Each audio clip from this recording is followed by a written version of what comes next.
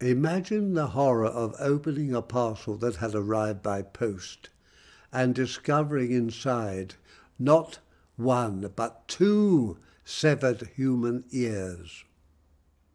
This was to be the unfortunate discovery by Miss Susan Cushing of Cross Street, Croydon. I was in charge of the case, but wrote to Mr. Sherlock Holmes, telling him that it was very much in his line. Well, he and Dr. Watson were more than glad to get away from London and away from the heat at that time, and I met them on arrival at Croydon. On examining the box and the gruesome contents at Miss Cushing's house, Mr. Holmes said that the ears were not a pair. One of them was a woman's and the other a man's. I told him that I had noticed it. Well, at first medical students were suspected, but this theory was dismissed because the ears had been cut off with a blunt instrument, and some preservative would have been used, and certainly not rough salt. Attention was then turned to the string surrounding the box, and Sherlock Holmes said it was the quality used by sailmakers aboard ship, and the knot on the string was one which is popular with sailors, and the package had also been posted at a seaport. It then transpired that a sister had become involved with a man called Jim Browner, who was a steward on a Liverpool boat. I'm unable to divulge all the circumstances of the crime, but it was a case of unbridled jealousy leading up to the murder of two victims. And that case was the adventure of the cardboard box. I picked up the paper, which she had thrown back to me, and read the paragraph indicated. It was headed, "A Gruesome Packet." Miss Susan Cushing, living at Cross Street, Croydon, has been made the victim of what must be regarded as a peculiarly revolting practical joke, unless some more sinister meaning should prove to be attached to the incident. At 2 o'clock yesterday afternoon, a small packet, wrapped in brown paper, was handed in by the postman. A cardboard box was inside, which was filled with coarse salt.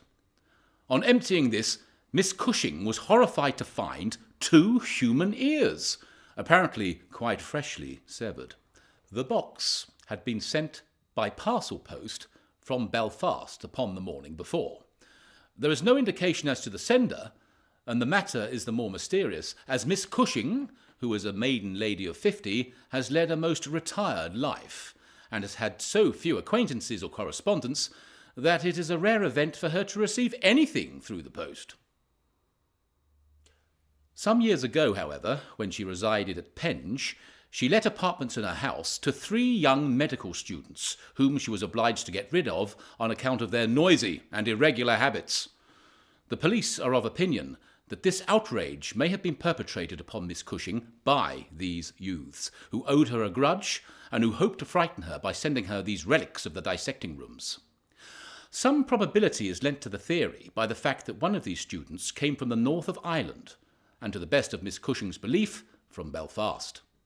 In the meantime, the matter is being actively investigated, Mr. Lestrade, one of the very smartest of our detective officers, being in charge of the case. So much for the Daily Chronicle. Now, for our friend Lestrade. I have a note from him this morning in which he says, I think this case is very much in your line. We had hopes of clearing the matter up, but we're finding a little difficulty getting anything to work on. We have, of course, contacted the Belfast Post Office, but a large number of parcels were handed in upon that day, and they have no means of identifying the sender. The medical student theory is quite feasible, but Mr. Holmes, if you should have a few hours to spare, I'd be very happy to see you here. I shall be either at the house or at the police station all day. What say you, Watson?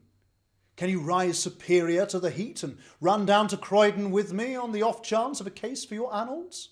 I was longing for something to do. You shall have it then. ring for our boots, and tell them to order a cab. I'll be back in a moment when I've changed and filled my cigar case.